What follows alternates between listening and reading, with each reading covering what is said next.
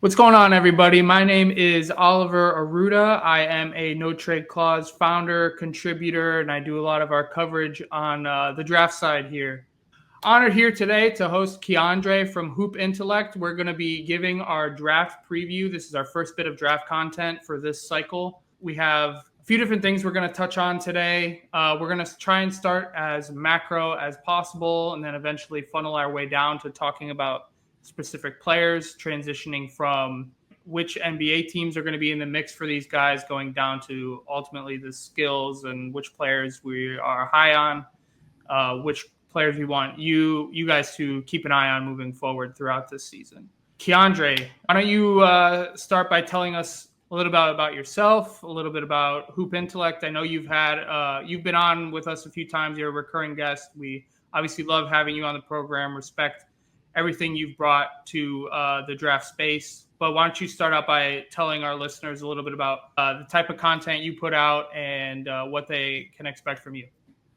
Yeah, so like you said, I am Keandre Ashley. I started up Hoop Intellect, which in the beginning was kind of just a creative space and trying to figure out what I wanted to do within basketball as I was in college, but eventually evolved into draft platform, scouting platform, talking about all things NBA draft. That's gone, across social media outlets to Twitter and occasionally Instagram, or even now doing some writing and things of that nature. So just kind of covering all things draft, been able to meet and talk to a lot of different people within the basketball industry, especially college and NBA, and over the years. And that's kind of brought me to where I am today. So just kind of doing everything over there, from obviously the meat and potatoes of the scouting work, but also all the graphics and editing and all that. So just kind of a one man band over here. I hear you. Yeah, it's not easy. People don't realize, obviously the scouting stuff and the draft stuff is all good and well, but having the skills to put out the work and just the graphics and all the visuals needed, it's a different set of skills that are really are important to putting out this type of work. But obviously you're great at it, and you've made an excellent mark on the industry so far. I was curious, as you were going through that, what's your favorite way to portray your scouting reports to, I guess, paint the clearest picture? Do you like doing video work? Do you prefer articles? I know obviously you're versed in everything. Is it in person, maybe taking guys through film, or just talking through a scouting report? Like, what have you found to kind of be your niche in terms of what you enjoy doing the most and what I guess is most effective? Yeah, I would say, just the kind of flagship scouting reports that I do on the channel, as like going into the spring. I feel like that's the best, just big picture look at everything that's going on with a certain specific player. You can just dive into obviously their strengths and some of the things that they can get better at. And I feel like there's enough time there to talk about the specifics. But I also like doing, podcasts and articles where we can focus on a specific player at a time to just get into the weeds and the details. And I feel like a lot of things just kind of come up naturally that way. But I think just in terms of like giving you the best overall picture and projection of players, those scouting videos would be the best part. And it's fun to just kind of take notes from the beginning of the year and just kind of put everything together and rewatch and cut up things. So that would be it. 100%. I agree. Doing the clipping video and going through tape, marking up tape, that's like the best. That's the most fun way to do it, I think. It's easy to show guys through video what stands out rather than trying to talk through it, or maybe use written words to describe whatever it is you're seeing.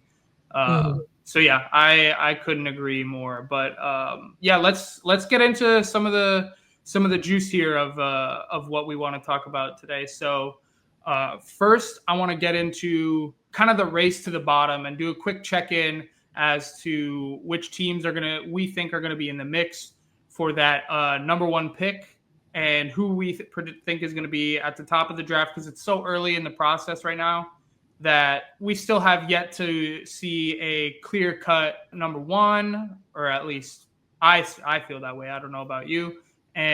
But we are kind of already starting to see NBA teams settle into certain positioning within the standings. So, in my opinion, the teams that currently seem to be favorites to land that pick are Washington and Utah. Those seem to be like the front runners for me. They've both battled injuries here and there, but none like significant enough to serve as like an asterisk for their record right now. I kind of see their play stagnating at what they're putting out on a night to night basis. It is the NBA though.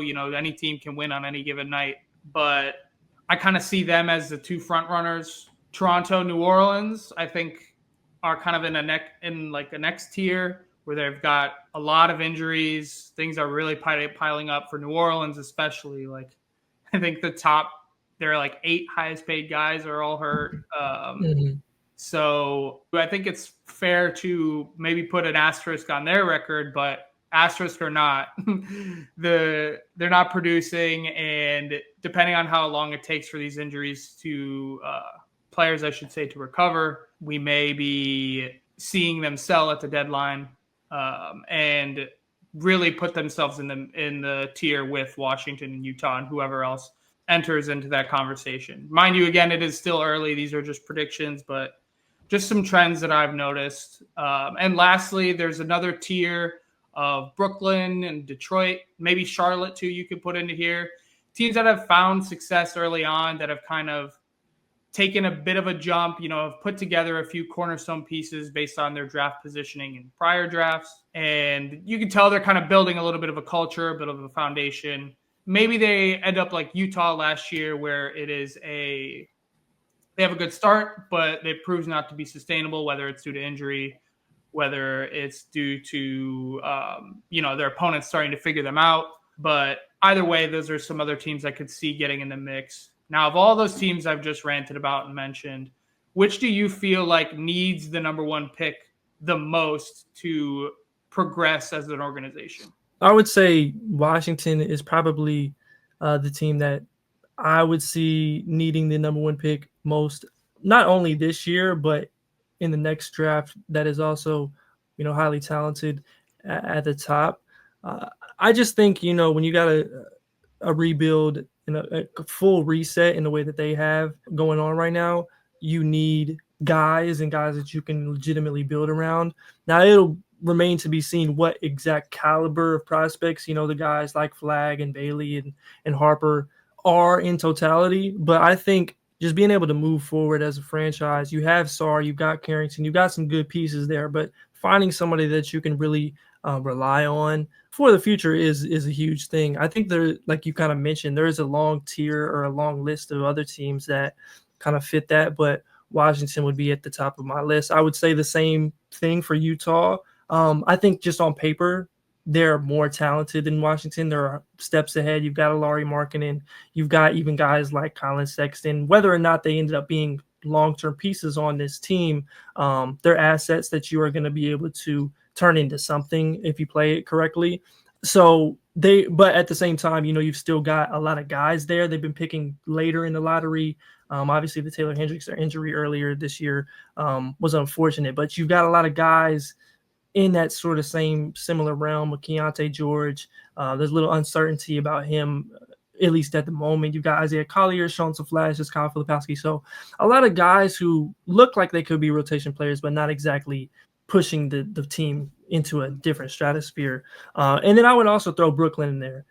They've had a good start to the season, but I think it's vital for them to continue to be in the running for a top 3, top 5 pick in this draft, because you don't necessarily get anything out of being this good, especially, with the way that their roster is constructed. They've got good players. They've gotten good results, but Cam Thomas, I feel like we kind of put a glass ceiling on him at times, but Cam Thomas, nice player, probably somebody you can build with, but not necessarily somebody that pushes the needle.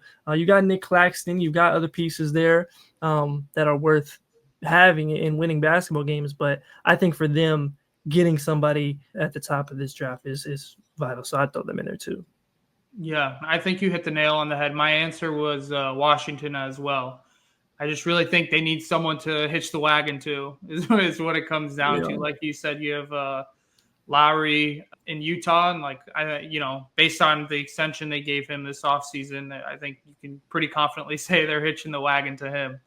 And each of the teams you mentioned, like you said, they all have kind of pieces around them that can be, shopped around at the deadline to shore up a solid foundation and add pieces to the puzzle for that number one pick that ultimately comes in, or top 3 pick, top 5 pick, whatever it may be. But guys like Kyle Kuzma, Jordan Poole, some of the other veterans I have, Valanciunas, Brogdon, these are all valuable players in the NBA marketplace, but not long-term players for the Wizards organization. And I think it really starts with landing that number one pick, with getting that cornerstone.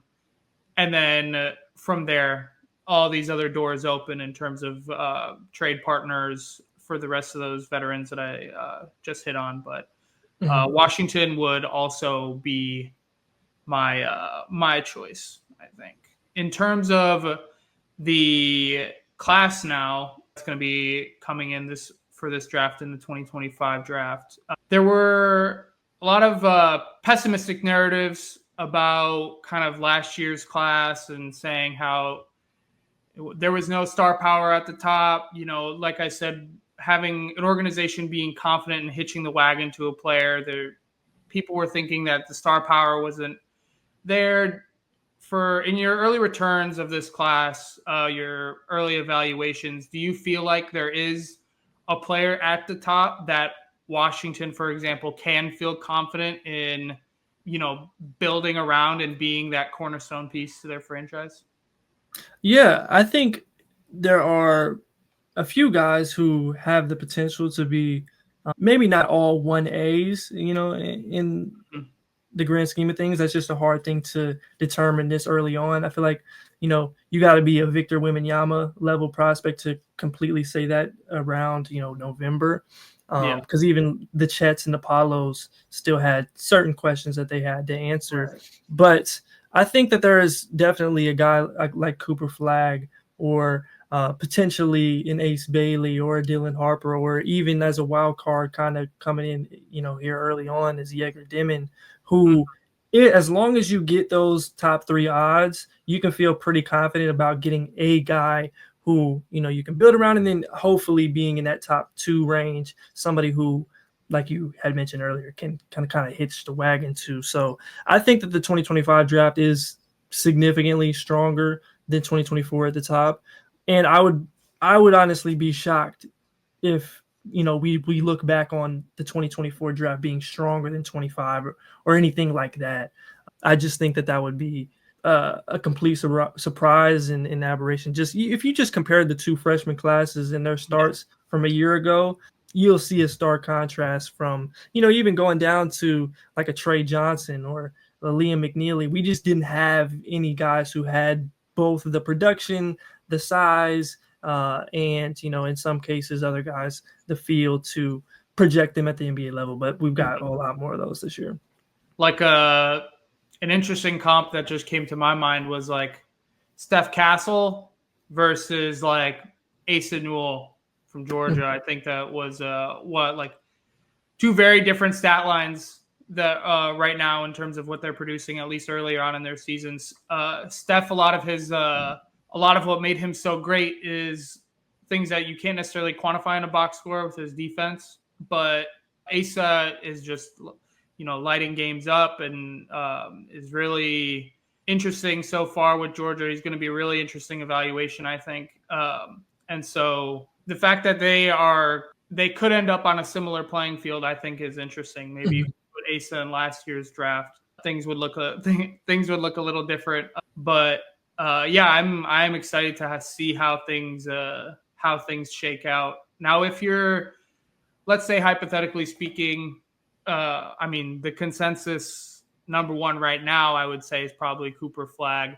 Of all the teams that we've just mentioned, maybe Washington, Utah, Toronto, Brooklyn, maybe you can throw Detroit in there, New Orleans, depending how the rest of their season goes. Is there one off the top of your mind that you would see Cooper really flourishing in versus not? That's a good question. I think I think there's a number of places that he would go in and flourish. I think just his game is fairly malleable in a lot of ways.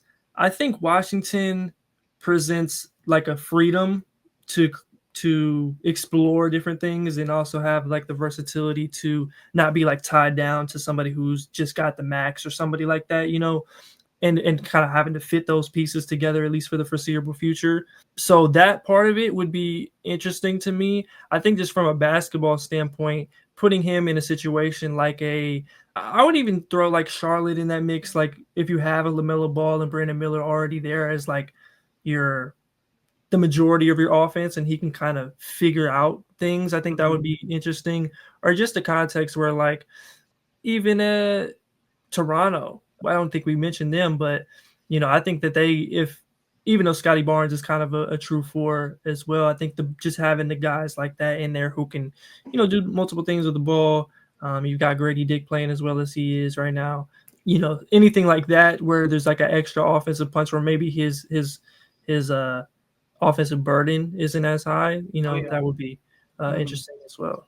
Yeah, like just his like competitiveness and his tenacity, the way he plays, like that's transferable to all 30 teams. I don't care who's on your roster. You want guys who bring that energy, and so he if you can get him in a spot where he can really flourish in that department and find his spots to bring in energy that may not be there currently, then then the offensive game will come, and then he'll slowly start to pick up on some nuances new to the NBA, and the offense will slowly start to flow.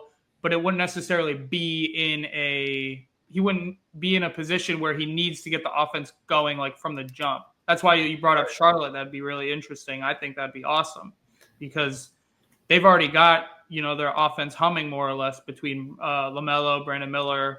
Mark Williams would be a fun big for him to play with, given the Duke connection.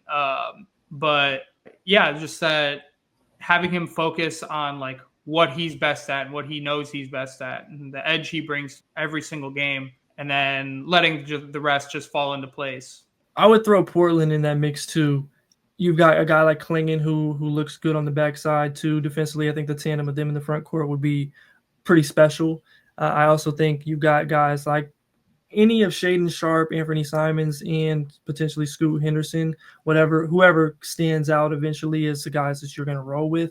I think those present a good context for him too. And not I don't want to make it sound like he's incapable offensively. I think he does a lot of things well. I think he's grown a lot over the years in terms of ball handling and being able to get to different shots and spots on the floor. But just having kind of that combo forward who can do a number of things, make plays in different spots on the floor off of gunners like that in the backcourt, or guys who already have established themselves offensively would be, I think, instant success for him. Yeah, Portland would be interesting. I wonder, just my initial reaction was if he would kind of get pigeonholed into sort of a catch and shoot role at first. If they would be playing with him starting out of the corner a lot and then getting him involved in some zoom action, side pick and roll type things off of the wing. And Jeremy Grant I'd be interested to see if what happens with Jeremy Grant if they were to land Cooper flag. I think we were talking earlier about players who could be on the move, to make space for new draft prospects. And I think if Cooper lands there, then Jeremy, should more likely than not maybe be on his way out to free up space for him.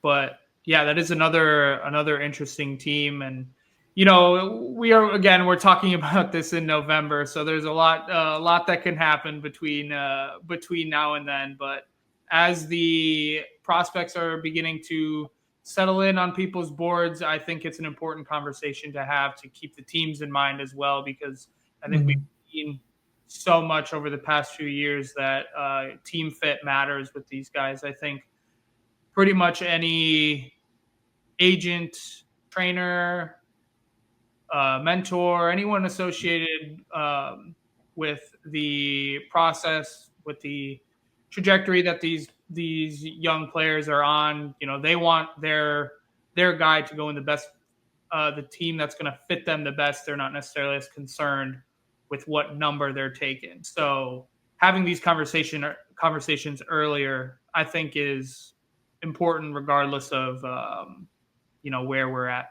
That being said, I want to kind of go down the funnel a little bit and kind of do a little bit of rapid fire, hammer out a few questions, talking more specifically about players that have caught our eye so far to start this season.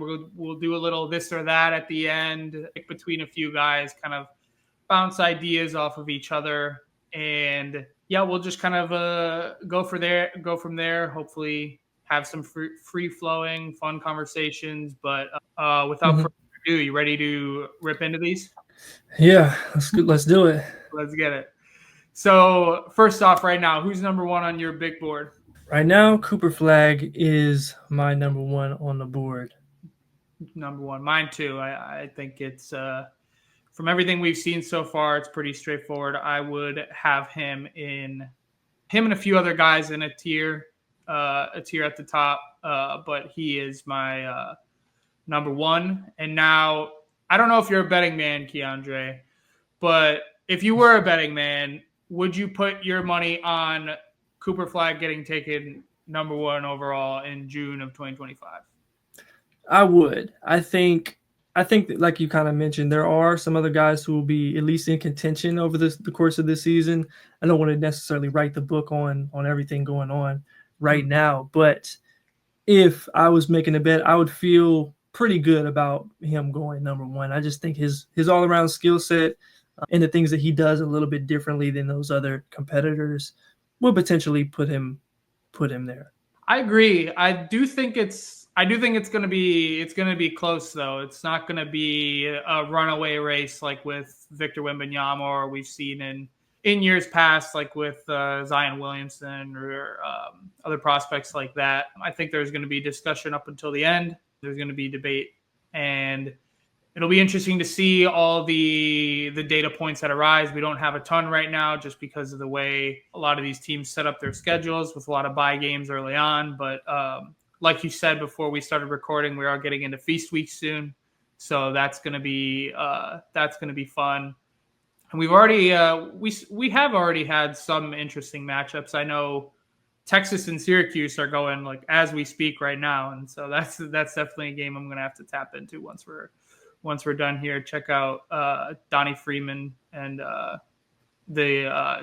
Trey Johnson, yeah. Trey Johnson, yeah. But yeah, so on to the next. Give me your favorite returner. Favorite returner, I think that there's almost too many to choose to pick from right now. But I will go with, for the moment, I'll go with Cam Jones. I don't necessarily think that he's going to be like the highest rated returner on my board, but just from what he's done over the past week, I like the jump that he's made as a playmaker, taking over for what Kolek and Iguodala did for that offense in a lot of ways, and still providing the type of shot making that he has, been known for in the past. So I like what he's done. I think he's going to be in first round conversations. He continues to show that level of poise and improvement. So I'll throw him in there as my answer. Yeah, no, I watched his game against Maryland today, and the cadence at which he plays, man, is special. Like it's fun. His stop-start, but even not like fully stopping and starting. It had like shades of Luka Doncic type drives that I saw that was really fun. But he felt like a walking paint touch. Good in pick and roll, like you said, had a lot more opportunities now that Kolek is gone. Feels like they're running their offense through him more and more. And he had a massive scoring game against Maryland. It was fun too to see Derek Queen get switched on to him a little bit. They got into a few ISO situations, and it was kind of a back and forth battle. Cam would get him sometimes, Derek would get him others. But it was a great, I think, test for him because Derek's got some interesting mobility for his size, and that was that's a lot of what you're going to see like at the next level in terms of bigs being more mobile and not being able to just blow straight by them. What are your thoughts on how Cam projects as a defender in the NBA? Do you see that being a knock on him? Yeah, I think that he's at least got enough to be solid on that end. I don't think that he projects as somebody who's going to be, a game changer or high impact on that end. I think, what I'm looking for this season is just more like marginal improvement, especially because he has a bigger burden offensively than he had in the past. But, um, he's not the biggest in terms of size and athleticism naturally. So that is always going to be Mm-hmm. kind of the case. Yeah, yeah. Yeah, I think as long as he can, be neutral, play within a scheme, play within a system, Mm-hmm. communicate switches well, and I guess not fall short in certain areas of just general communication and defensive principles at the NBA level. Like I think he'll be able to make up for his lack of size, wingspan, whatever. I don't even know if he has a plus wingspan. Doesn't necessarily feel like it when he plays, but I'm kind of interested to see, as especially as we get into like conference play, and where he's facing Creighton and UConn, and how though if he gets exposed more on that end. Yeah, so for my answer, I actually am going to switch things up. I told you I was going to give this guy for one of them, and I'm actually going to double back on it and say I'm going to put Neat Clifford here. I really loved his tape last year. That guy really jumps out of the gym. He's very athletic, has awesome skills on the defensive end, just super pesky. I haven't gotten a chance to watch him yet this season, but I've heard his offense has been coming along a little more. And I think he did the right thing returning, and his stock is only going to go up. As long as we can continue to see those offensive numbers improve, and we continue to see the spark on the defensive end. He can be a guy who comes in and plays like pretty quickly, find the floor pretty quickly in the NBA. Different players, obviously, but in terms of the trust he could get from an NBA team at the start, think like Cason Wallace with OKC. Like I think he could come in and have that type impact, or Christian Brown with Denver. But yeah, that's kind of my answer with that. What do you like, Neek? Yeah, he was actually one of the people I was thinking about having as my answer for Mm-hmm. favorite returner. Yeah, just all the things you said. Perfect 3-and-D kind of slot in a role type of guy. Good athletic tools, physical, defensively, and now, like you alluded to, the growth he's shown as an offensive player and just being able to take on more and in like a scaled up role has been impressive to see. Now he's not going to do a ton of that at the next level. He's not going to just turn into a high usage guy, but being able to show those things are always good indicators for just being able to play a role at the next level.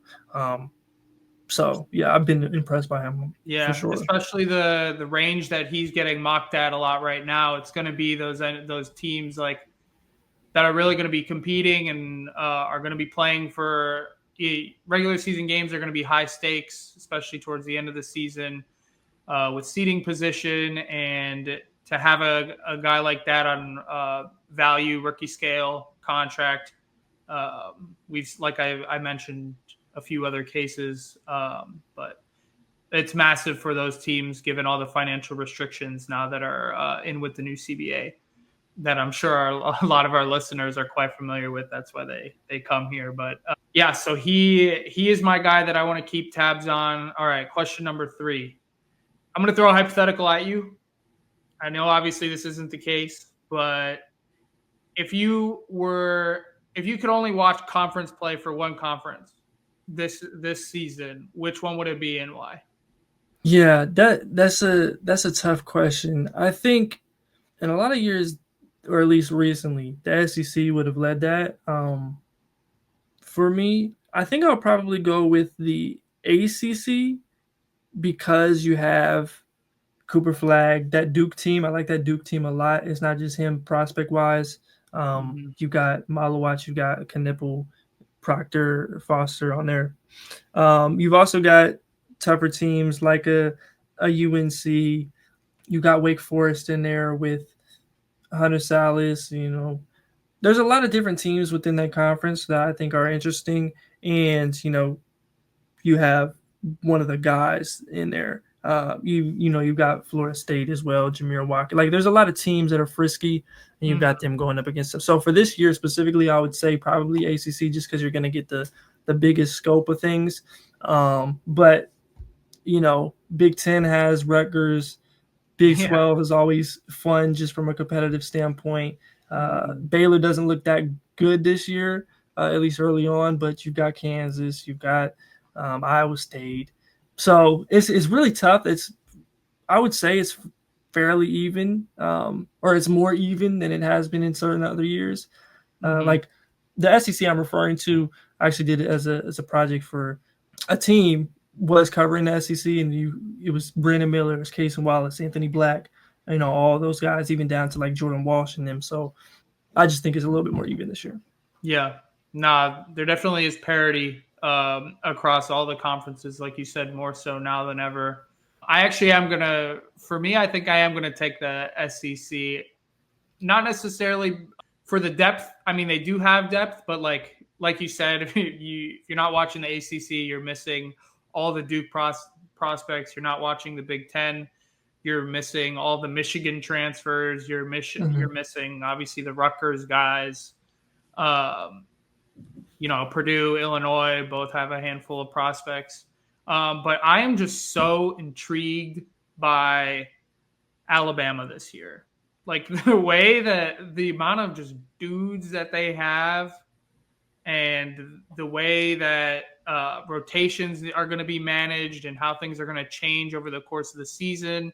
Really interested to see how they close games. Whether Grant Nelson is in the picture for that is like a question I have early on. And then their guards between Aiden Holloway, LeBaron Philon, Mark Sears, just such an interesting combination of dudes. And I'm so intrigued to see how the pieces of the puzzle ultimately fit together, because I think pound for pound they probably have the most talented roster in NCAA, but Mm-hmm. you can only play five guys at once, and all of those dudes all bring very different things to the table. And how do you manage the matchups? How do you insulate some of the younger guys, particularly on defense, as they're learning the ropes early on? Because they play tough games early on. Mm-hmm. They played Purdue tough, and I can't think of some other ones off the top of my head, but I remember them having a really interesting strength of schedule. Yeah, I was just gonna add to that. They play Rutgers next week too, so Yeah, that should be another good one to see. But yeah, they've got a lot of dudes on that team. yeah. I think every NBA team should probably be at that game if they weren't planning on it already. Yeah. Uh, yeah, that's a fun little thought exercise to have. Next question, and I honestly think I'm most curious about your answer for this one, because I'm not even sold on my answer, and I really don't even know. But can you think of a freshman right now who maybe you had in the one and done tier to start this season, who you think is going to come out stumbling a little bit, or maybe has stumbled a little bit so far, and will come back to college next year, and you could see yourself talking about them again this time next year? An example I have in our notes here was, think of like a DJ Wagner from last year, who had all the hype in the world coming into Kentucky, and took some time to learn the ropes and to figure out ways to make an impact, and ultimately decided to return to college. Granted, obviously at a following Cal at Arkansas, but where is there any names that come to mind for you for that? Yeah, I would say For that, obviously it's still really early, so anything can really happen over the next 5 games or whatever, or injury for sure. But I would say like Ian Jackson at UNC coming in, you kind of knew like you got Elliot Cadeau, you got RJ Davis. It's going to be a tough place for him to really slot in and show everything that he can do.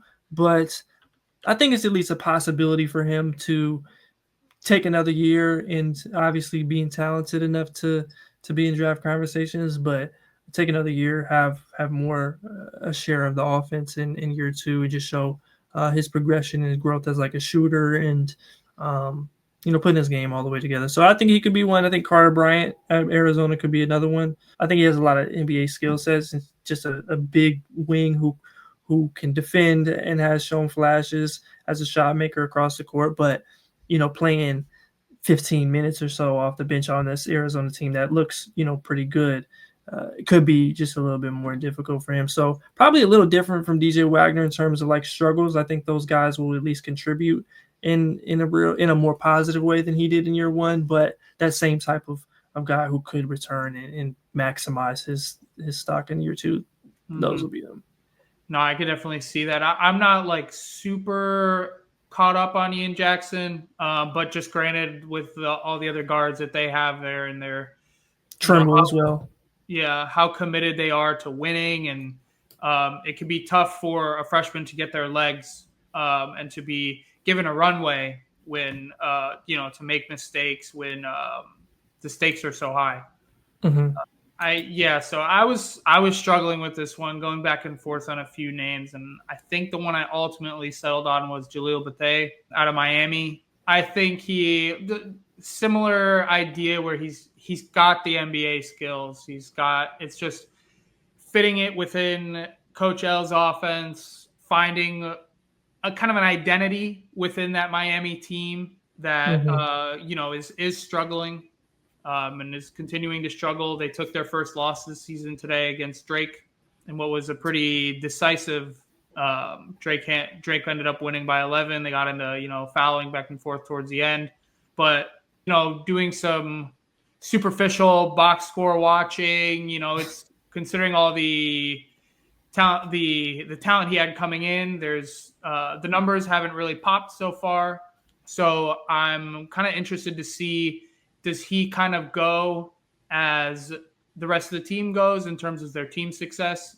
Is UM living and dying by Jaleel Bethea's performance? I know they've got Matthew Cleveland, Nigel Pack, some seasoned veterans, NCAA veterans on that team. But I hope that his fire and his willingness to compete every night doesn't kind of live and die by the way that the team is going, if that makes sense. Yeah. So, but again, super early, but these are just, that's just a name that I thought of early on. Next question. Which school do you think will have the most rookies on NBA rosters next year? So that is aside from... Like they could have gotten drafted, or they could have gone undrafted, but maybe they made it on a camp deal and signed a two-way. But opening night, this school is going to have the most rookies on an NBA team. Yeah, I think that the answer is pretty easy for me. I'll go with Duke, kind of we mentioned earlier. But you've got those three strong ones as potential lottery picks in Flag, Malowach, and Knipple. And then you've also got guys like Tyrese Proctor. You've got Caleb Foster. You've got Sion James. I think is frisky. He's one of those guys who could go undrafted, but his skill set as like a complimentary player is really intriguing. And then you've got a Malik Brown in that mix as well. So that would be my easy answer for that. I think that there's some other teams who are pretty deep, like Alabama. I'm not sure how many of them will come out this year, but yeah, I think Duke has the upper hand on that. No, that one we don't got to spend much time on. I think it's pretty straightforward too. Just all the names you've mentioned, and really just having the three surefire ones. Like I don't know who had it last year, but if Caravan had stayed in, then I think UConn would have been it easy if they didn't have it already. But yeah, Duke is obviously must see TV this year. Is going to be scouts, executives crawling through their program just like they always are. But yeah, really excited to see how they progress through their season. And they've already hit some adversity, right, with that loss to Kentucky early on. So will be interesting to see what they take away from it. How Shire changes things up, if at all, going into conference play. Con Kneppel, man, that guy is fun to watch. Like he is, he's really fun, and I'm excited to see his growth in particular. Yeah, on to the next favorite mid-major prospect. Hit me with it. I'll go with Yaxel Lindeborg at UAB right now. Mm-hmm. I was a little more skeptical of him coming into the season. I know I heard a lot of guys be big fans of him as a potential breakout guy this year. I was a little bit more caught up on just his shot, but he's been excellent to start this year as like a combo forward who can handle it a little bit, can has at least been improved as a shooter, can pass it, defends extremely well in multiple parts of the floor. I think he's a definite guy to watch over the course of the season, and if he can continue to produce offensively in the way that he has, I think that he's the perfect type of connective piece that teams are looking for with size, athleticism, and versatility. So he would be my answer, at least for the time being. Now I gotta add him to my watch list because that all sounds quite intriguing. Yeah, But I'm not gonna reinvent the wheel. This is a name that a lot of people probably already are familiar with, but I'm gonna go with Adama Ball out of Santa Clara. I think his NBA physical frame, his tools pop on the screen right away, no matter who they're playing against. Given the conference, he tends to have that physical advantage. But even when they, play up, when they're playing against, high majors, he still shines in that department with his physical tools. Plays with an excellent pace. Is really well-rounded, I think, in all facets of his game. Can dribble, pass, shoot. Has a really strong grasp on the fundamentals, and is on a good Santa Clara team that should really be competing throughout the season, not only for their conference, but for a larger, maybe at-large NCAA tournament spot. And Santa Clara is just a really intriguing team in general. They've got a lot of interesting players. Johnny O'Neal is another one that has kind of caught my eye over the years with another NBA frame. But yeah, excited to follow them, and I think they always tend to kind of find these diamonds in the rough. And for a question like this, no matter the year, they're always feel like they always tend to come up in these kind of conversations. for sure. Mm-hmm. Like For our last few, we're gonna talk through a few prospects, and it's just gonna be which prospect do you like more right now? Which one do you project to see doing better at the NBA level? Who you have, something as simple as who you have higher on your board.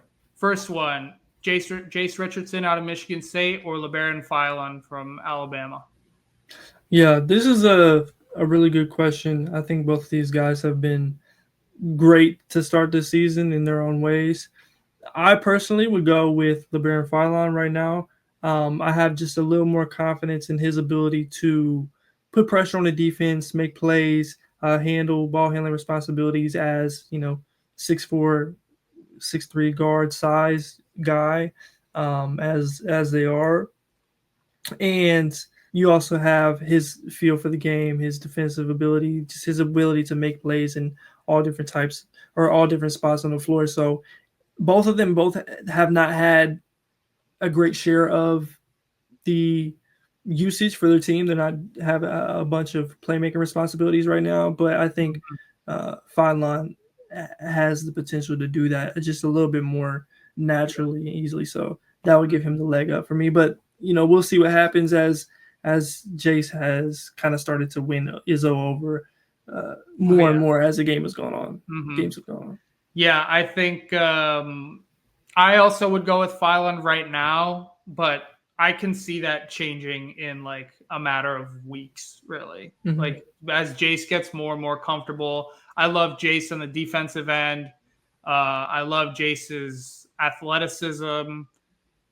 Not only is he getting his head on the rim on dunks and doing, jumping out of the gym, but just functionally his balance, his mobility really pops on the defensive end. I think he's got that over Phylon right now. And I think he's not asked, he's asked more so to be kind of a connector within Michigan State right now. But I think he can only grow into more of a playmaking role. So he continues to put pressure on the paint. And dump off to, some of their bigs, find shooters in the corners, things like that. Phylon has that over him right now, I think, but it could, as Jace just gets more and more minutes and, like you said, continues to win Izzo over, I can really see it changing. I'm a big fan of Jace Richardson. Next one, we got two veteran ACC guards, Hunter Salas or Tyrese Proctor. Yeah, this is a tough one. I think for now I'll probably go Salas just because I've had him ranked higher. But the way that Proctor has played this so far this season in the young season has been really impressive, and I think it's going under the radar in some ways. Shooting over 50% from three. The defense has been there. I think he's fit in well into more of a off guard role and taking that on, pretty well. And you also look at the fact that he's still only like 20 years old, I believe. So, that has to be taken into account too in this conversation, at least for like potential if he continues to play this way. But for now, I would just go with Salas because I have confidence in his shot hasn't fallen a lot to start this season, but his ability to make shots, multiple spots on the floor, defend. I think his playmaking has taken some steps forward, at least from these first couple games. I just have a little bit more confidence in him consistently impacting the game, particularly offensively, than I've seen from Proctor. Now, again, like that may change here soon, but I would just on principle, I'd have to go with him. Yeah. I mean, both great players, and it is a tough decision, like you said. I think I'm going to go the other way, actually, and pick Tyrese. I just think his like pick and roll ability to really like take his time, be patient, and probe the way he does. I think that's a translatable skill right off rip. And to me, it almost feels more applicable at the next level than the way Hunter Salas gets a lot of his points and contributes. I think Hunter could have a little tougher time driving and getting to his spots against NBA length and physicality. Whereas Tyrese really takes his time, with hostage dribbles, with eye manipulation, things like that. And I think those are skills that can translate early on. And so for me, especially obviously in the range that we're talking about with these guys, we're talking, who can come in and play backup point guard and spot minutes and then leverage those spot minutes into an NBA role and be playing consistently in a rotation by the end of the year. And my answer to that question, I think, would be Tyrese over Hunter. Yeah, no, it's a tough debate, and I see both sides, and that's kind of why I picked the names that I did, because there's no clear cut answer. But I got one more this or that for you, and it is two guys who, funny enough, play on the same team and do a lot of the same things. But Alex Caravan or Liam McNeely. Yeah, I think this one is actually fairly easy for me. I think that they do similar things at the next level. So I would just go with McNeely because he's younger and he's been better than Caravan was at the same age. So yeah, that would kind of be my justification on that. But like in terms of guys who can come in and play a role as 3-and-D wings / forwards, that's what they do. And yeah, I just have a little bit more confidence in McNeely's foot speed and his ability to put the ball on the floor. So that would be it. And over the years, I think we've learned that the UConn program, they attract a pretty specific type of player. And, they're not as interested in rankings or who's getting recruited by where. They go after their guys, and it pays off in dividends, obviously, with their championship runs. And given that Alex was a part of those championship runs, do you value that experience to maybe close the gap a little bit between Alex and Liam, or do you feel like maybe the age difference offsets that a little bit? Yeah, I think it's mostly the age difference, but in terms of just overall, I think Caribbean's experience in playing on the highest moment in the highest leverage moments does mean something. He's made big plays over the course of his career, but you also look at McNeely being on that Montverde team and having experience of That's true. playing with other talented guys and making big plays and meaningful games. Obviously, they kind of had the deck stacked against their high school competition, but still counts for something, in my opinion. But yeah, I think McNeely's just better and younger, at least right now. Right.